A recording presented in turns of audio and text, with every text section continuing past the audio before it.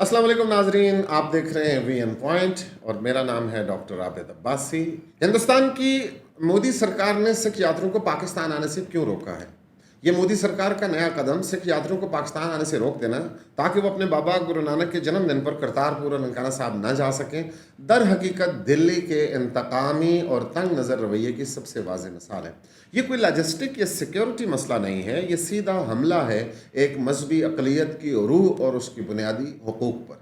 नाजरीन कराम, सिख कौम की सबसे बड़ी पहचान ही उनकी आज़ाद सोच और इनकार की जुर्रत है। वो ताकत के सामने झुकते नहीं हैं, वो अपनी शनाख्त पर फ़ख्र करते हैं और यही चीज़ आरएसएस और बीजेपी के हिंदुत्व मंसूबे के लिए सबसे बड़ा ख़तरा समझी जाती है। इसीलिए कभी किसानों के एहतजाज के दौरान उनको खालिस्तानी कहा गया, कभी उन पर लाठियाँ बरसाई गईं और अब उनकी रूहानी आज़ादी को निशाना बनाया जा रहा है। ये फ़ैसला और भी ख़तरनाक इसलिए है कि ये उस वक्त सामने आया कि जब दुनिया के मुख्तलिफ़ मुल्कों में भारत के खुफिया नेटवर्क्स के ज़रिए सिख रहनुमाओं के कत्ल के सबूत सामने आ चुके हैं।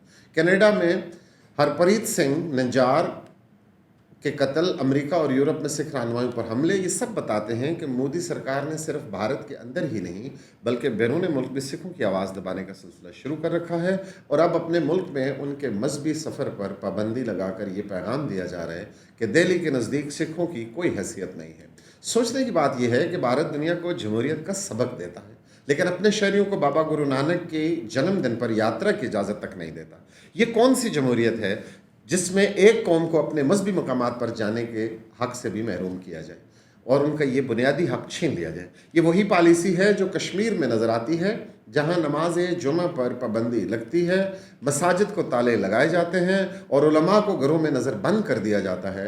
अब यही रवैया सिखों के साथ इख्तियार किया जा रहा है।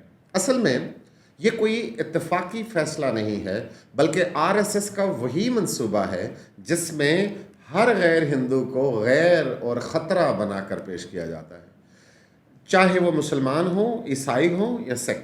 सबको या तो झुकने पर मजबूर किया जाता है या फिर दीवार से लगाया जाता है, उनके ख़िलाफ़ इंतकामी कार्रवाइयाँ की जाती हैं, अपने देश में अपने मुल्क में उनको गैर बनाने की पॉलिसी पर अमल दरामद होता है। सिख यात्रियों की पाकिस्तान आमद पर पाबंदी उसी पॉलिसी का एक और वार है जो सिर्फ़ और सिर्फ नफ़रत और इंतकाम की बुनियाद पर किया गया है। लेकिन दिल्ली जितना मर्जी दबाव डाले, ये हकीकत बदल नहीं सकती कि बाबा गुरु नानक की सरजमीन पाकिस्तान में है और पाकिस्तान ने हमेशा सिख बरादरी के लिए अपने दरवाजे खुले रखे हैं। करतारपुर कॉरिडोर से लेकर हर साल यात्रियों के खैर मकदम तक पाकिस्तान ने साबित किया है कि वो सिखों के मुक़द्दस मकामात का असल मुहाफ़िज़ है। यही चीज़ मोदी सरकार को खटकती है कि सिख पाकिस्तान को अपना दूसरा घर समझते हैं जबकि भारत में उनके लिए ज़मीन तंग कर दी गई है। ये फैसला न सिर्फ भारत के आइन और जमहूरी दावों की तौहीन है बल्कि आलमी सतह पर भी दिल्ली को बेनकाब करता है। एक ऐसी हुकूमत जो अपनी अक़लियतों को मजहबी आज़ादी न दे, वो दुनिया के सामने किस मुँह से सेकुलरिज्म और दुनिया की बड़ी जमहूरियत होने का नारा लगा सकती है? मोदी सरकार ने एक बार फिर दुनिया को ये दिखा दिया है कि भारत असल में जमहूरियत नहीं बल्कि एक हिंदुत्व रियासत है जो अपने शहरियों को मज़हब की बुनियाद पर तकसीम करती है और कुचलती है। तो नाज़रीन किराम, आखिर में हम आपसे ये सवाल रखते हैं आपके सामने कि क्या भारत के सिख हमेशा दिल्ली के जुल्म सहते रहेंगे या फिर अपनी शनाख्त, अपने हुकूक और अपनी आज़ादी के लिए एक बार फिर वही आवाज़ बुलंद करेंगे जिसने हमेशा तारीख़ का धारा मोड़ा है? हमारी तरफ से इतना कुछ। अपना बहुत ख्याल रखिएगा और अपनी आरा से हमें ज़रूर नवाजिएगा, हमें ज़रूर कमेंट्स कीजिएगा, हमारी वीडियो को शेयर कीजिएगा।